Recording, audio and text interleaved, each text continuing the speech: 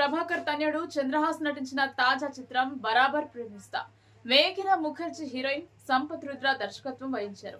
CC creations AVR movie wonders banner పై గేదె చందు, గాయత్రి, చిన్ని వెంకటేశ్వరరావు ఈ సినిమాను నిర్మించారు. యూత్ఫుల్, ఎమోషనల్, రూరల్ డ్రామాగా తెలంగాణ గ్రామీణ నేపథ్యంలో తెరకెక్కిన ఈ సినిమా ఈ నెల 6వ తేదీన విడుదలైంది. ఈ చిత్రానికి ఆర్ఆర్ ధ్రువన్ సంగీతం అందించగా YR Shekhar cinematography, బొంతుల Nageswara Reddy editing బాధ్యతలు నిర్వహించారు. ఇటీవలే ప్రీ రిలీజ్ ఈవెంట్ కూడా నిర్వహించింది యూనిట్. ఈ వేడుకకు ప్రముఖ దర్శకుడు జయన్ సి పరాన్జీ, నటులు జేడి చక్రవర్తి, ఆది సాయి కుమార్ ముఖ్య అతిథులుగా హాజరయ్యారు. బరాబర్ ప్రేమిస్తా అనే టైటిల్లో యాటిట్యూడ్, కాన్ఫిడెన్స్, స్వాగ్లు ఉన్నాయని జయన్ సి పరాన్జీ వ్యాఖ్యానించారు. ఈ ఈవెంట్ లో ఓ బూతు పాట పాడటంపై వివాదాస్పదమవుతుంది.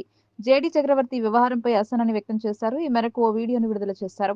కొత్త మార్గాల ద్వారా ప్రేక్షకులను ఆకట్టుకునేలా సినిమాల పబ్లిసిటీ క్యాంపెయిన్ చేయవచ్చని, దీనికోసం అసభ్యతకు దిగడం సరికాదని అన్నారు. ఒక అమ్మాయిని హాఫ్ నెక్డ్ గా లేదా లిప్ లాక్ తో చూపించడం అనేది మంచిది కాదని చెప్పారు. ఇటీవలే అన్ పార్లమెంటరీ లాంగ్వేజ్ తో జరిగిన ఓ ఈవెంట్ లో పాల్గొన్నానని, ఇది చూశాక లేచి వెళ్లిపోదామనుకున్నానని అన్నారు. వీడియోలో ఎక్కడ కూడా ఆయన బరాబర్ ప్రేమిస్తా అనే పేరును ప్రస్తావించలేదు కానీ ఇటీవలే ఓ సినిమా ప్రీ రిలీజ్ ఈవెంట్ కు అటెండ్ అయ్యానని హింట్ ఇచ్చారు.